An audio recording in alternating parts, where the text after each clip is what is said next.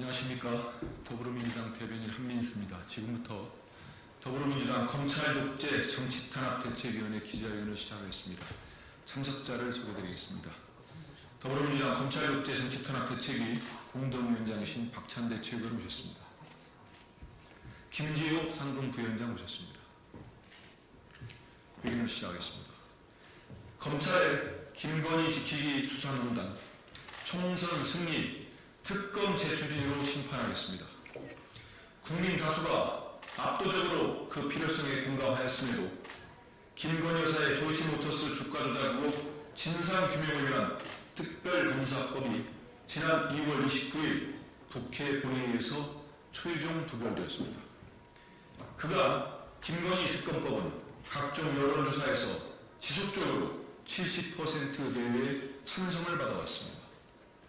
그러나 국민의 뜻으로 국회에서 통과된 특검법에 대해 윤석열 대통령과 여당 의원들은 거부권 행사와 무더기 구결표로 맞서며 국민의 뜻을 거슬렀습니다. 특히 이번 특검법 폐기로 윤석열 대통령은 헌정사상 처음으로 가족비리 의혹에 대한 특검법을 대통령의 권한인 거부권을 행사하여 무산시킨 대통령으로 기록되게 되었습니다. 대통령의 거부권은 입법부 견제를 위해 아주 예외적으로 사용되어야 할 권한임에도 본인 가족의 비리에 대한 수사를 막는 데 악용한 것입니다.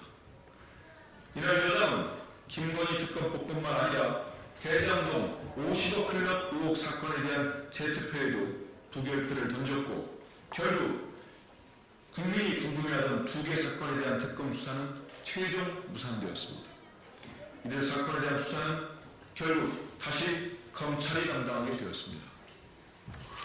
하지만 검찰이 이 두 사건에 대해 공정하고 신속한 수사를 이어갈 것이라고 믿는 사람은 없을 것입니다. 특히 김건희 여사와 관련된 건은 더더욱 그렇습니다. 지금껏 수없이 드러난 검찰의 선택적이고 자의적인 수사에 대해 보수 언론에서조차 수사농단이라는 단어를 사용하며 강하게 비판할 정도입니다. 동아일보 송평인 논설위원은 실패한 수사 기소를 담당한 검사들이 대통령과 금감원장, 법무장관이 되었다고 개탄합니다. 손준성 검사와 김웅 의원의 고발사주 의혹까지 거론하며 수사농단이 국정농단과 사법농단만 못하냐고 반문합니다. 아닌 게 아니라 검찰은 고발사주, 검언 누적 등으로 유리한 언론을 조성하고 선택적 수사 기소로 죄를 만들어냅니다. 때로는 죄를 없애기도 합니다. 무제한적 압수수색으로 상대를 악마할 수도 있습니다. 진실이 중요한 것이 아니고 검찰이 주장이 진실인 것처럼 국민이 믿게 합니다. 수사농단이라는 말이 과언이 아닙니다. 윤석열 정부가 들어선 이후 이런 행태는 목적성을 띠기 시작했습니다. 야당과 시민단체 중 대통령의 정적에 대해서는 없는 죄도 만들어내며 피의사실을 공표하며 공격했습니다. 반면 대통령의 친인척, 특히 김건희 여사에 대해서는 있는 죄도 감추며 협의를 축소하고 쉬쉬하였습니다. 도이치모터스 주가 조작 사건은 법원의 1심 결과가 나온 지 벌써 1년이 지났으나 여전히 검찰의 수사는 진행 중입니다. 검찰이 김건희 방탄 후 시간 끌기 또는 뭉개기라는 해석이 지배적입니다. 자의적인 수사농단의 큰 단면입니다. 더욱이 해당 사건의 항소심 재판이 총선 이후로 미뤄지며 검찰의 김건희 여사 수사 속도도 덩달아 더뎌지게 되었습니다. 검찰의 김건희 지키기 수사농단이 법원의 결정으로 타격을 받게 된 셈입니다.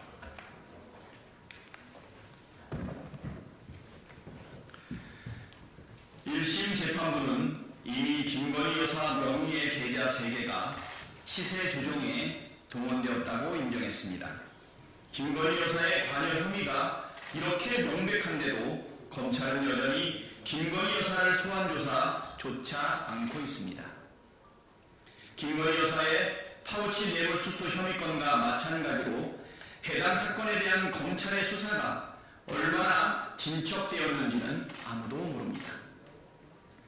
수백 차례의 압수수색과 괴롭히기식 소환조사, 피의사실 유포를 통한 악마와의 행태와는 정말 천지 차이입니다.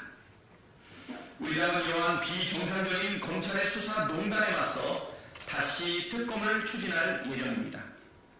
홍익표 원내대표가 명품백, 양평 고속도로 등 김건희 여사의 추가 범죄 혐의를 포함해 발의를 준비하겠다고 공언했듯 우리 당은 특검 재추진을 통해 대통령과 여당이 폐기한 공정과 상식을 국민 앞에 바로 세우고 검찰의 수사 농단을 원천 차단하겠습니다.